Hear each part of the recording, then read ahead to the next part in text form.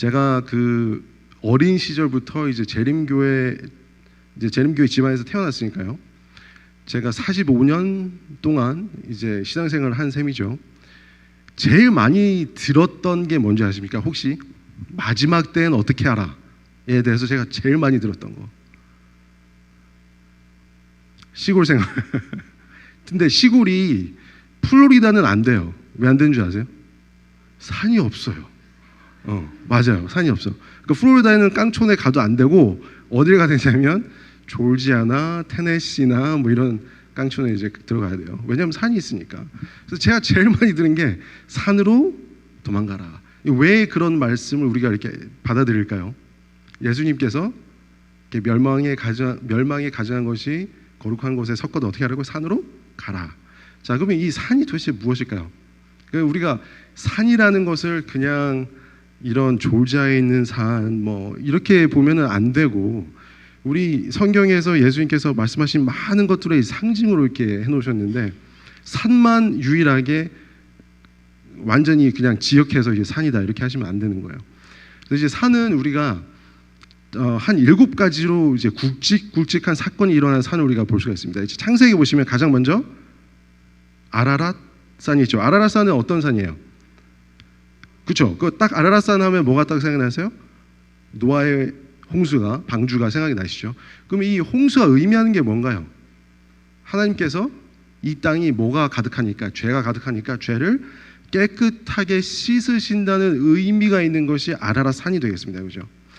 그리고 똑같은 그 창세기인데 그 다음에 나오는 굵직한 사건이 있는 산이 있습니다. 혹시 아시는 분? 모리아 산이라고 있습니다. 모리아 산에서는 어떤 일이 벌어졌죠? 아브라함이 이삭을 번제단에 놓고 번제할 뻔한, 그죠? 이게 무엇을 의미하는지 다 아시죠? 자, 이삭은 누구를 의미해요? 예수님.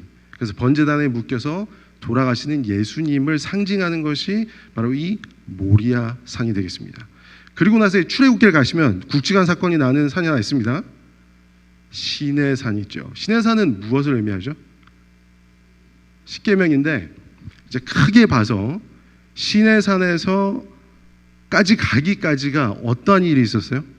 애굽에서 종살이하는, 이제 속박되어 있는 하나님의 백성들을 이 모세가 이렇게 데리고 나와서 이렇게 그러니까 이제 죄의 속박, 이 애굽의 속박에 있는 하나님의 백성들을 어떻게 하는 것? 자유롭게 하고, 애굽의 법 대신 누구의 법을 주시는 거예요? 하늘의 법, 하나님의 법, 십계명을 주시는 그곳이 어디라는 거예요? 시내산을 의미하고 있습니다. 요거를 이제 한번 잘 보세요. 이렇게 굵직한 게 이렇게 딱 나타난 산들을 여러분께서 한번 샥 돌아보시면 이렇게 돼요. 자, 죄로 가득한 이 세상을 씻기 위해서는, 그죠? 아라랏산, 이제 뭐가 필요하냐면 모리아산, 누가 필요해요? 예수님께서 죽으시는 그 희생이 필요하다는 겁니다. 예수님께서 죽으심으로 인해서 무슨 일이 생겨요? 시내산, 하나님의 백성들이 죄의 속박에서 벗어나서 자유케 된다는 겁니다. 그죠? 이렇게 세 번의 굵직한 사건들을 보면 어떤 걸 볼 수 있냐면, 하나님께서 예수님을 통해서 죄에서 속박된 우리를 이렇게 자유케 해주신다는 거예요. 그 다음에 이제 굵직한 사건이 이제 구약에 하나 더 나오는데, 그 산 이름이 이제 갈멜산입니다. 갈멜산은 어떤 산이죠? 엘리야가 도망갑니다. 그죠? 무엇을 피해서? 핍박을 피해서 어디로 도망가요? 이제 광야라고 합시다. 광야로, 그리스네가인데 광야로 도망을 갑니다. 얼마 동안요? 3년 반. 우리 3년 반을 되게 세련된 성경 용어로 한번 해볼까요? 3년 반 말고 한때, 두때, 반때. 목사님은 42달 42달. 그리고 또 1260일 동안 어디 가 있어요? 광야에 가서. 자, 우리 처음 3번의 산을 통해서 우리가 본 거는 이 땅의 죄를 깨끗하게 씻으시기 위해서 예수님께서 돌아가시고, 그로 인해서 모든 하나님의 백성들이 자유케 함을 받은 이후에 이 땅에 무엇이 생겨요? 교회가 생기죠. 그 교회가 이제 나아가는 곳을 이제 보여줍니다. 갈멜산에서 어떤 일이 벌어졌다고요? 어떤 의미가 있다고요? 3년 반 동안, 한때 두때 반 때 동안 핍박을 피해서 도망가는 일. 교회가 생기고 나서 한때 두때 반때 지금 다 말씀하셨어요. 1261 42달 동안 누구의 핍박을 통해서, 교황권의 핍박을 피해서 몇 년 동안요? 1260년간 도망가 있는 것을 우리가 역사 속에서 우리가 볼 수가 있습니다. 그죠? 그래서 538년부터 1798년까지 하나님의 백성이 숨어 있는 것을 볼 수가 있어요. 근데 이제 끝날 때쯤에 어떤 일이 벌어지냐? 엘리야가 딱 이제 갈멜산에 딱 나타나고, 또 누가 나타나요? 저 옆에 번제단이 2개가 있습니다. 엘리야가 세운 번제단이 있고, 또 여기 누가 있어요? 아합 왕의 거짓 선지자들이 세운 뭐가 있어요? 번제단이 있습니다. 그래서 이제 누가 진짜 하나님이냐, 누가 참 선지자이냐, 가짜 선지자이냐를 이제 이렇게 확인하는 이런 일이 벌어져요. 우리가 이제 1798년쯤에 가면, 그러니까 1260이라는 고난의 그 한때 두때 반때의 시기의 끝 무렵에 가면 종교 개혁을 통해서, 우리 그 각시대 대중토에 보시면 다 보이시잖아요. 종교 개혁을 통해서 참 선지자들이 나타나요. 그러니까 종교 개혁자들, 하나님의 참된 백성들이 거짓 선지자들의 가르침을 반대하면서 일어나는 그 장면을 그대로 우리가 볼 수가 있습니다. 그럼 우리가 이 갈멜산이 진짜로 상징적으로 1798년에 끝나는 게 맞다면, 성경에서는 우리가 알고 있는 1798년 이후에 어떤 굵직한 사건이 하나 나타나는데, 그게 무슨 사건이죠? 1844년에 어떤 일, 2300 주야라는 예언을 통해서 남은 무리가 나타나는데, 이 남은 무리들의 특징이 있어요. 어떤 특징이죠? 남은 무리들에게 특별히 나타나는 것, 예언의 선물이 있고요. 또 하나님의 계명, 10계명, 지금까지 10계명이 완전하게 이렇게 되어 있지 않았는데, 남은 무리를 통해서 완전한 하나부터 10까지 10계명이 딱 완전하게 되고, 또 예언의 선물을 받는 그러한 남은 무리가 나타납니다. 우리가 지금 이렇게 산을 쭉 보셨는데, 갈멜산이 영적으로 상징하는 1798년에 끝난다면, 그 다음에 나타나는 영적인 산이 어떤 산일까요? 우리 이제 신약으로 딱 들어오면 예수님께서 올라가신 산이 있습니다. 2가지가 있는데, 가장 처음 올라가신 산이 변화산이에요. 변화산. 변화산에는 누가 나타나죠? 모세와 엘리야. 모세와 엘리야를 우리가 또 뭐라 그래요? 율법과 선지자. 율법, 10계명, 선지자, 예언.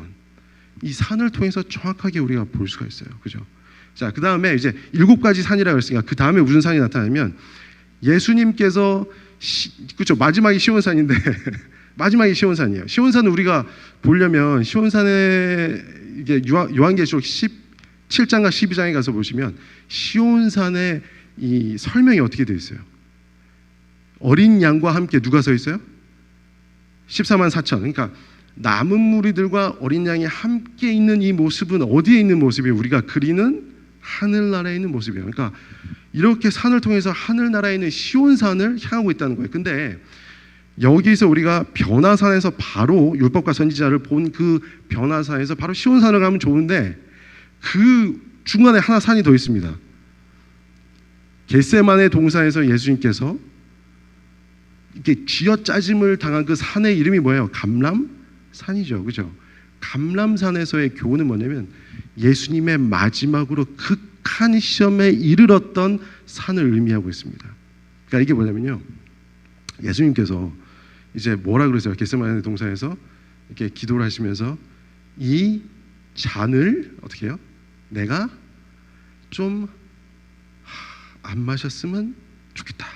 이런 표현이 나옵니다. 그죠? 왜 그런 표현을 하셨을까요? 우리가 이것을 이해하기 위해서는 예수님께서 공생의 중간에서 계속 당하셨던 시험을 생각하셔야 돼요.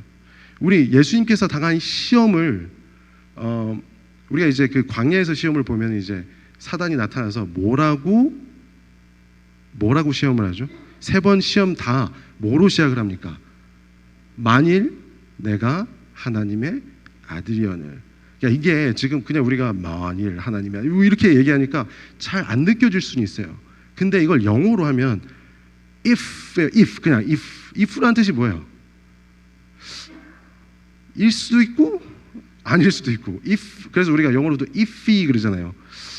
일 수도 있고 아닐 수도 있고 이런 말 하잖아요. 그러니까 if란 말은 정확하게 모르겠다라는 뜻이에요. 근데 이제 이거를 우리가 성경에서만 보면 잘 이해가 안 되는데 시대의 소망을 가서 보시면 정확하게 화이트님께서 이렇게 설명하십니다.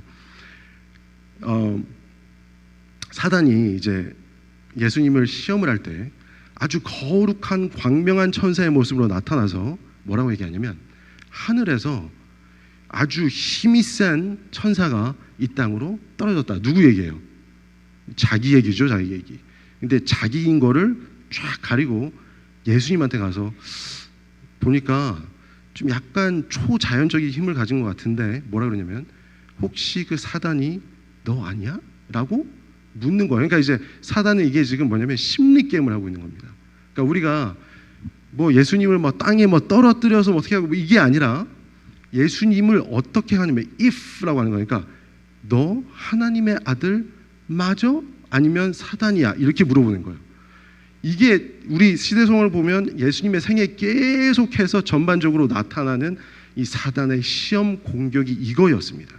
그래서 마지막에도 겟세마네 동산에서 감람산에서 예수님께서 그 피땀을 흘리실 때 그 시험은 뭐냐면 이 잔을 마시는 것, 그러니까 내가 과연 이거를 감당할 수 있는 하나님의 편에 선 사람이냐 아니냐를 갈등하는 고뇌하는 그러한 시험이었다는 것이에요.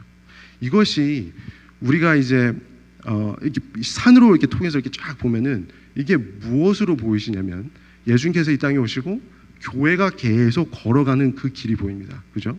그럼 이 교회가 마지막에 우리 재림교인들 정말 잘 아는 이야기가 있잖아요. 마지막 때 우리 마지막 때 무슨 일이 생길 거라고 막 기다리진 않는데 얘기는 해요. 환란에 야곱의 환란, 그죠? 야곱의 환란 기다리신 분 계세요? 없어요. 아무도 없어. 아무도 없는데 아주 자랑스럽게 교리적으로 사람들한테 막 얘기하고 다닌단 말이죠, 그죠? 우리 교회는 이렇게. 근데 야곱의 환란이란 거는 다름이 아니라 정말 예수님께서 이 겟세마네 동산에서 겪으셨던 그 시험, 내가 과연 이 하나님의 편에 선 사람인가 아니면 사단의 편에 선 사람인가, 요거를 갈등하게 만든다는 거예요. 그러니까 이제 뭐 다른 거 다 좋습니다. 뭐 우리가 핍박을 당하고 마지막 야곱의 환란 때 죽음을 앞에 두고 뭐 이런 거 다 좋은데 정말 극심하게 우리 앞에 나타날 그 시험은 뭐냐면 과연 내가 지금 이렇게 지키고 믿고 진리라고 내 목숨까지 바치면서 살고 있는 이 진리가 재림교인으로서 믿고 바라왔던 이 진리가 진짜일까? 아니면 혹시 내가 지금까지 속고 사는 건 아닐까? 이러한 것에 대한 시험을 우리가 야곱의 환란 때 극심하게 받게 된다는 얘기예요. 그럼 요거를 우리가 어떻게 풀어볼까요? 우리가 이제 야곱의 환란이 다가오면 여러분들께서는 이제 자신 있죠. 안식일에 우리는 교회 가고 막. 근데 사단이 정말 교묘하게 우리의 심리를 이렇게 건드릴 거라는 거예요. 그러면 이제 우리가 예수님께서 이것을 어떻게 이겨내셨는가를 보셔야 돼요.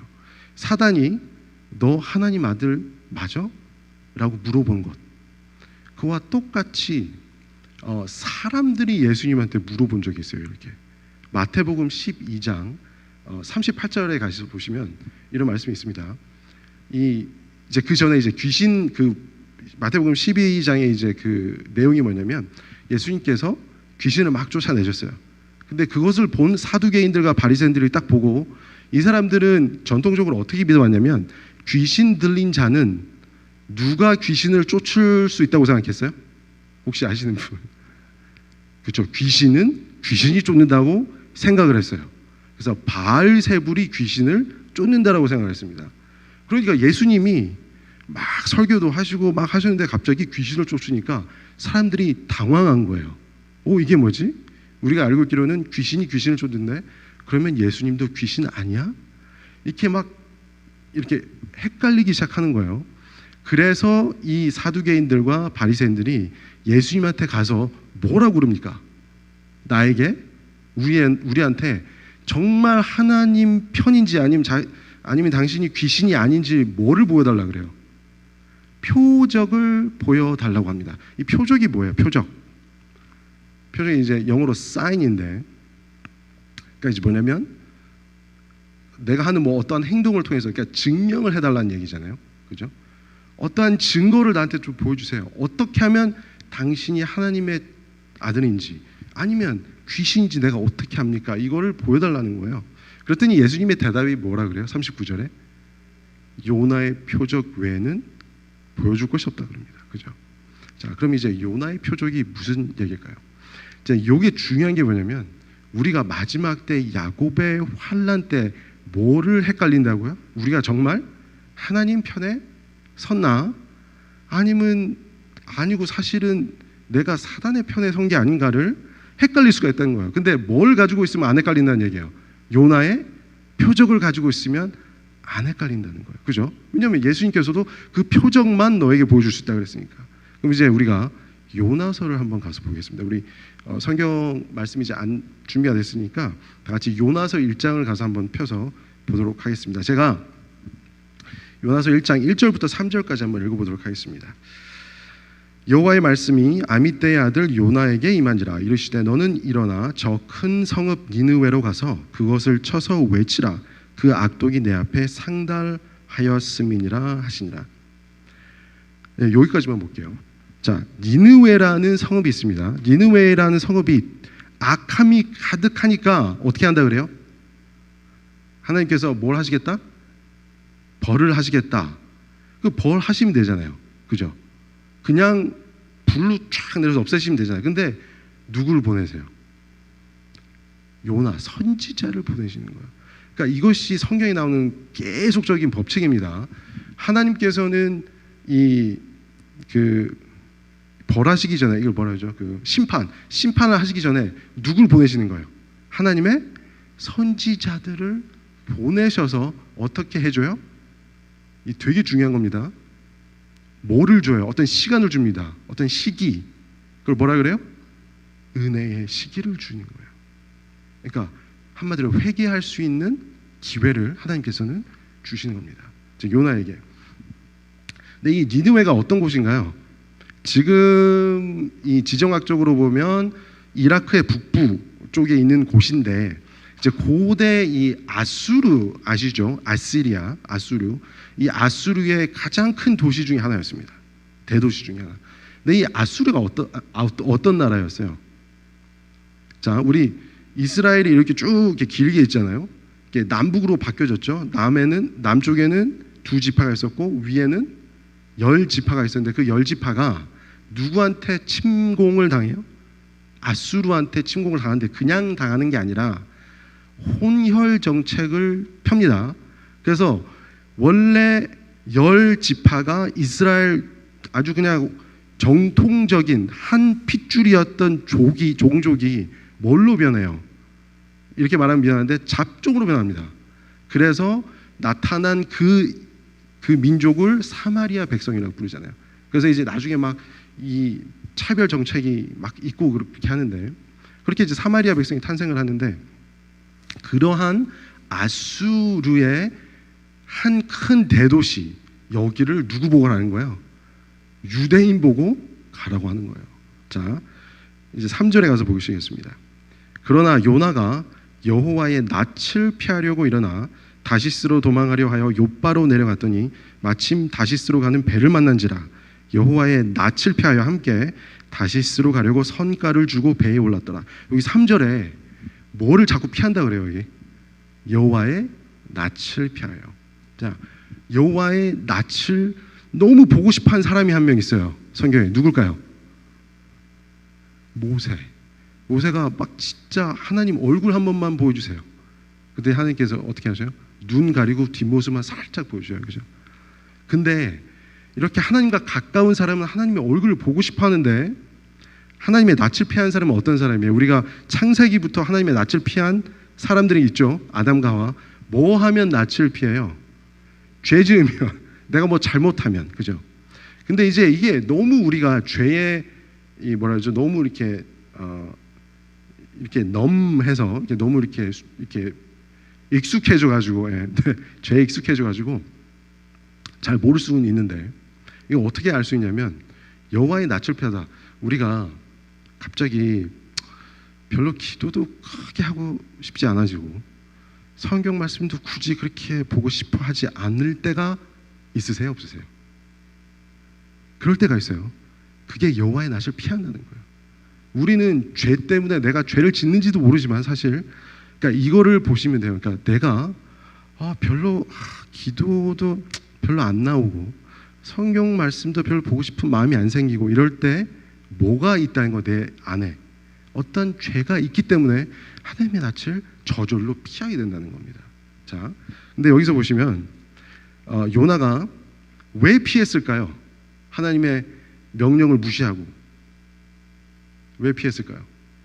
자, 우리가 이제 잘 보시면은 요즘 시대로 한번 말씀을 해보면, 여러분이 이제 여러분한테 저기 중동 지방에 무시무시한 나라, 뭐 알카에다가 있고 아이시스가 있는 곳에 가서 전도해라 그러면 가실 분 있으세요? 없으세요? 없죠. 못하죠. 옛날에 한 10몇 년 전에 보니까 그쪽에 가서 사고를 당하신 분들이 한국 분들이 몇 명 있었어요. 뉴스로 제가 옛날에 봤는데. 그러니까 가면 어떻게 돼요? 죽어요. 이게 그러니까 옛날에 이때 아수르가 이스라엘 백성들을 그냥 잡아 죽였던 종족이에요. 그러니까 가면 어떻게 돼요? 죽어요. 그러니까 죽는데 가고 싶어요? 안 가고 싶어요? 안 가고 싶겠죠, 요나가. 그리고 두 번째는 이곳에 아까 가장 중요한 그 이야기 중에 하나인데, 아수르가 그 이스라엘 백성들의 10지파를 어떻게 해요? 싸그리 말살을 시켰어요. 그러니까 나의 형제를 싸그리 죽인 곳에 가서 회개를 하게끔 하고 싶으실까요? 안 하고 싶으실까요? 그런 마음이 안 들겠죠, 그죠? 근데 이제 정말 중요한 거 하나는 뭐냐면, 여러분들 생각에 지금 여러분이 가서 그 중동 지방에 가서 하나님께로 돌아오라 그러면 돌아올 거라고 생각이 드시는 분, 한 분이라도 회개를 시키게 할 수 있을까요? 없을까요? CR도 안 먹히겠죠. 요나가 그 생각을 했을까 안 했을까요? 내가 가서 한들 될까 안 될까? 안 되겠지라는 생각을 했겠죠. 그러니까 여러 가지 복합적인 이유 때문에 요나가 이제 도망갑니다. 어디로 가요? 다시스로 가는데, 다시스가 어디냐면 요 시대의 성경 중에서 이 이스라엘을 동쪽으로 두고 본다면 가장 반대편 서편의 가장 끝에가 다시스예요. 그러니까 어디로 가는 거냐면 하나님 편에서 제일 반대편. 그러니까 이게 누가 같냐면 우리와 같은 거예요. 하나님께서 우리에게 명령을 하실 때 우리가 마음에 안 들면 어떻게 한다는 거예요? 그냥 안 하고 마는 게 아니라 어디로 가요? 완전히 극 반대로 도망가는 거예요. 도망가. 근데 여기서 하나의 재미있는 점이 있습니다. 다시스로 도망하려고 가서 3절에 요빠로 내려갔던, 요빠라는 항구가 있습니다. 그곳에 갔는데 성경에 이렇게 썼어요. 마침 다시스로 가는 뭐를 만났어요? 배를 만난지라. 자, 요나가 다시스 요빠로 갔어요. 갔는데 다시스로 가는 배가 없으면 어땠을까요? 못 갈 수도 있고, 다시 돌아가야 되나 이 생각을 할 수 있을까요? 없을까요? 근데 배가 있어요. 배가 가자마자 배가 나를 기다려요. 그럼 이게 뭐라고 생각이 드냐면, 요나가 어떤 생각이 들었을까요? 어쩌면 이게 혹시 하나님의 뜻인가? 라는 생각이 들 수도 있습니다. 우리가 굉장히 우리의 삶 속에서 많이 하는 그 실수 중에 하나입니다. 우리가 그렇죠. 하나님 말씀이 어떤지를 알잖아요. 근데 괜히 안 듣고 다른 짓을 하는데 그 다른 짓이 잘 풀릴 때가 있어요. 그죠? 그러면서 드는 생각이 뭐냐면, 그러면 혹시 이것 때문에, 그죠? 우리가 안식일을 거룩하게 지켜야 되는 거 아시죠? 근데 안식일에 시험이 막 생깁니다. 안식일에 막 이것도 갈 수 있고 이것도 할 수 있고 해야 되는. 근데 했는데 뭐가 잘 풀리는 것 같은 느낌이 들 때가 있어요. 자, 한 예를 제가 말씀드릴게요. 제가 대학교 2학년 때 UCF 다닐 때입니다. 이제 그 유전학이라는 학문을 이제 공부를 했었어요. 근데 이제 제가 그때 그 UF 플로리다 대학교 치대를 가려고 이제 준비 중이었으니까 이제 제가 듣기로 그 학교를 가려면 과학 과목은 다 A를 맞아야 된대요. 그래서 막 과학 과목을 듣는데 막 스트레스가 많이 있었어요. 근데 이 유전학을 딱 듣는데 유전학이 너무 어려운 거예요. 너무 어려워. 그래서 이제 막 첫 번째 시험을 이제 준비를 하는 와중인데 이제 월요일 날 시험이었어요. 월요일. 근데 이제 금요일쯤 되니까 어떤 시험이 저한테 왔을까요? 내일 안식일 날 어떻게 했으면 좋겠다. 공부를 좀 하면, 이게 안 하면 하루가 확 날아가니까 어떤 느낌이 드냐면 자꾸 불안해요, 막 사람이. 그래서 어떻게 했느냐, 제가 자, 교회를 왔습니다. 교회를 와서 파트락을 안 먹었고 집을 갔어요. 집을 가서 그 당시 이제 카세트 테이프였는데 카세트 테이프에 이 설교 말씀을 하나 딱 틀어놨습니다. 그 다음에 이제 유전학 책을 딱 폈는데 괜히 그냥 공부하자니까 좀 양심이 찔려요. 그래서 어떻게 했냐면 그 뒤 책 교과서 보면 그 질문, 모의 질문 같은 게 있죠. 그게 쫙 있습니다. 그래서 어떻게 했냐면 설교 들으면서 공부 안 하는 척 문제를 이렇게 쫙 이렇게 풀었어요. 그렇게. 그래서 하루 빈종일 그걸 했습니다. 근데 하고 났는데 제가 마음이 어땠을까요? 불안했을까요? 막 자신 있었을까요? 불안했어요. 되게 불안했어요. 근데 이제 제가 월요일 날 시험을 딱 보러 갔습니다. 와, 시험을 딱 폈는데 와, 이게 웬걸? 시험 문제가 제가 그 안식일 날 모의 시험에 봤던 문제와 비슷한 게 너무 많은 거예요. 그때 제가 어떻게 했을까요? 아, 제가 그때 요나가 된 거예요. 제가 어쩌면 하나님이 나한테 이런 마음을 들게 하신 이게 그런 이유가 있었겠지. 그러면서 제가 마음이 쫙 풀어진 거예요. 그러면서 시험을 막 잘 봤습니다. 잘 봤다고 생각했어요. 시험 결과를 딱 봐도 시험 점수가 몇 점이었게요, 제가? 66점. 100점 만점이에요. 뒤에 6 하나만 붙이면 66이거든요. 와, 그걸 보고 제가 다시는 안식일에 공부를 안 했어요.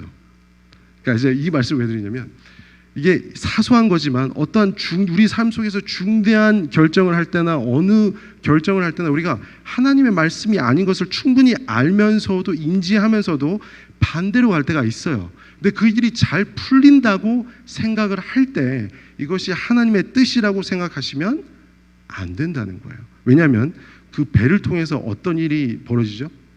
자, 4절에 가서 보시겠습니다. 여호와께서 대풍을 바다 위에 내리심에 하나님께서 뭘 내리셨어요? 큰 이 막 폭풍을 내리셨다는 거예요. 그 폭풍이 대작하여 배가 거의 깨어지게 된지라. 자, 우리 잃어버린 탕자의 모습 아시죠? 우리 탕자가 이제 나갔더니 아버지가 무엇을 내려 나라에 기근을 내립니다.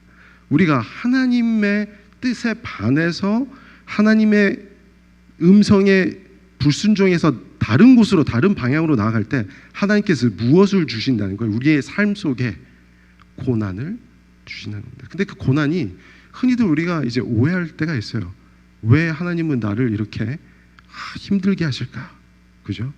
근데 하나님께서 이 고난을 내리시는 이유는 오로지 이 태풍 이것이 아니면 요나가 다시 돌아올 길이 있어요, 없어요? 없기 때문에 이러한 고난을 허락하시는 겁니다. 그래서 우리의 삶 속에 태풍이 몰려오시죠. 아주 잔잔한 물 같은 그러한 인생만 사시는 분 없으시잖아요. 다 한 번씩 태풍이 삶 속에 몰려오고 하잖아요. 그럴 때마다 이게 생각하셔야 되는 것, 하나님께서 나를 사랑하셔서 내 삶의 방향을 틀으시는구나라고 생각하시면 됩니다. 자, 그때 이제 5절 가서 보니까 요나가 무엇을 하고 있어요? 깊이 잠을 자고 있습니다. 자, 이 모습이 어디서 많이 보셨죠? 어디서 많이 보셨어요? 예수님께서 태풍 속에서 잠을 주무시고 계신 모습. 자, 여기서부터 예수님의 모습이 요나의 이 모습에 계속 보여요. 사실 그 전부터 우리가 보시면 요나가 이 내적 갈등이 있잖아요. 하나님의 명령, 하나님이 보내신 곳에 가서 그 임무를 수행해야 되는데 그 수행하기까지의 내적 갈등을 보여주듯이 예수님께서도 이 땅에 하나님께서 보내셔서 이제 십자가에 달려 돌아가실 그 임무가 있는데 그 앞에 놔두고 내적 갈등이 있어서 어떤 기도를 했다고요? 그 잔을 내가 마시지 않게 하소서. 그런 기도를 했듯이 요나도 그런 내적 갈등 속에서 던져졌습니다. 자, 그리고 나서 7절에 가서 보시면 서로 이르되 자 우리가 제비를 뽑아. 자, 예수님의 삶 속에서 또 제비를 뽑나요 안 뽑나요? 십자가 달려 돌아가실 때 예수님의 옷 때문에 뭐라 그래요? 제비를 뽑죠. 자, 그리고 이제 막 가서 보면 14절에 가서 보시면요 이렇게 돼 있어요. 무리가, 그러니까 그 선원들이 여호와께 부르짖어 가로되 여호와여 구하고 구하노니 이 사람의 생명 까닭에 우리를 멸망시키지 마옵소서. 무죄한 피를 우리에게 돌리지 마옵소서 라고 합니다. 뭐라 그랬다고요? 그러니까 한마디로 뭐예요? 그리고 나서 이 사람들이 그 말하고 나서 뭐해요? 요나를 물속에 던지잖아요, 그죠? 그러니까 한마디로 물속에 던지기 전에 뭐 한 거야? 사람을 죽이기 전에 나한테는 죄가 없어요 라고 하신 거예요. 누구 입에서 이 말이 나와요? 나중에 예수님 돌아가실 때 빌라도가 예수님 사형 선고를 할 때 손을 씻으면서 뭐라 그래요? 나는 책임 없다. 그러면서 사형 선고를 때려버리죠, 그죠?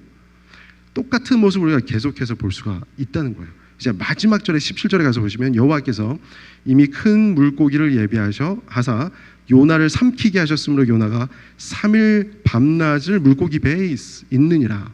자, 요나가 큰 물고기 배에 들어갔습니다. 이 요나가 살았을까요? 죽었을까요?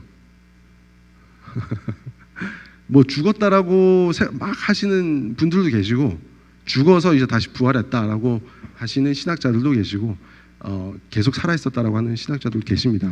근데 중요한 것은 이 바다, 그러니까 이 바다 한가운데 이게 지구로 따지면 가장 정중앙이에요. 그 바다에 가장 큰 물고기 뱃속 안에 들어갔어요. 그러니까 제일 낮은 곳으로 어두운 곳으로 내려간 겁니다. 내려가서 3일 밤낮. 자, 예수님께서 돌아가셨는데 어디서 돌아가셨다 그러면 Heart of Earth라고 그랬어요. 지구의 가장 깊숙한 곳에 들어가서 몇 3일 밤낮을 장사되어 계셨죠. 그죠? 그러니까 이 모습을 보여주시면서 예수님께서 자 요나가 내적인 갈등으로 왔다리 갔다리 하지만 결국에는 하나님의 구원을 입고 하나님의 사람으로 우뚝 섰다라는 것을 요나의 표적을 통해서 보여주시면서 이렇게 요나의 삶이 내가 걸어갈 곳이다. 그것이 나의 표적이다. 내가 하나님 앞에 하나님 편에 선 사람이다라는 것을 이것이 나의 그 표적이다라고 얘기를 하셨어요. 그러면 우리도 그죠? 똑같은 표적을 구하니까 야곱의 환난 때 이러한 표적을 가지고 있어야 되지 않겠습니까? 우리 보시면은 큰 물고기라고 했어요. 물고기는 이제 또 다른 세련된 재림교회 신학 용어로 뭐라 그럴까요? 바다 짐승, 그죠? 이제 물 속에서 바다에서 짐승이 딱 올라오죠. 바다 짐승이 올라와요. 바다 짐승에서 토해내는데 누구를 토해내요? 하나님의 사람을 토해냅니다. 우리 요한계시록에 가서 보시면 12장에 가서 보시면 뱀이 똑같아요, 그죠? 뱀이 여자를 토해내죠, 그죠? 물을 토해냅니다, 같이. 그러니까 그런 모습이 그대로 볼 수가 있는 거예요. 이 바다 짐승이 상징하는 게 누구죠? 로마 교황권 사단이죠. 사단이 삼키려고 했던 누구? 하나님의 백성이 삼킴을 당하지 않고 다시 나옵니다. 이것이 우리가 가진 표적이라는 거예요. 그러니까 한마디로 고난이 와도 우리는 꺾이지 않고 하나님께 구원을 받을 존재라고 하는 것입니다. 자, 그러면 우리 요나가 이 3일 밤낮을 물고기 속에 있으면서 무엇을 했을까요? 이제 2장에 가서 요나서 2장에 가시면 쭉 나오는 모든 그 구절들이 기도하는 것입니다. 하나님께 기도하는 거예요. 회개의 기도. 자, 이 기도 중에서 제가 제일 좋아하는 구절이 하나 있습니다. 7절이에요. 7절에 내 영혼이 내 속에서 피곤할 때에 여호와를 생각하였사더니 내 기도가 주께 이르러 싸우며. 우리가 우리 삶 속에서 정말 피곤하실 때 많죠. 다른 주변 상황 때뿐만 아니라 내 안에서 너무 피곤할 때가 많아요. 제 삶도 그렇습니다. 피곤할 때가 너무 많아요. 영혼이 피곤해요. 그때 우리가 다 땅속으로 꺼질 것 같은 이 고래 뱃속에 들어가 있는 것 같은 그런 기분이 들 때 우리는 무엇을 해야 돼요? 여호와를 어떻게 해요? 생각하였사더니. 그러니까 우리의 삶 속에서 우리가 우리가 하나님 편에 섰다는 이 표적이라는 것은 우리의 삶 속에 이렇게 고난이 몰려올 때에 무엇을 하셔야 된다는 거예요. 누굴 생각하셔야 된다? 하나님, 예수님을 생각하셨을 때, 그때 우리의 기도를 누가 들으시냐? 우리의 생각을 예수님께서 받으신다는 겁니다. 그래서 이 우리의 생각이 하늘과 연결되어 있을 때 이것이 우리가 하나님의 백성된 큰 표적이 된다라고 하는 것입니다. 그래서 우리가 이 신앙생활을 하실 때 큰 고난이 우리의 삶 속에 올 때도 항상 하나님을 생각하시고 이겨내시는 여러분과 제가 되기를 소망하면서 말씀을 마치도록 하겠습니다.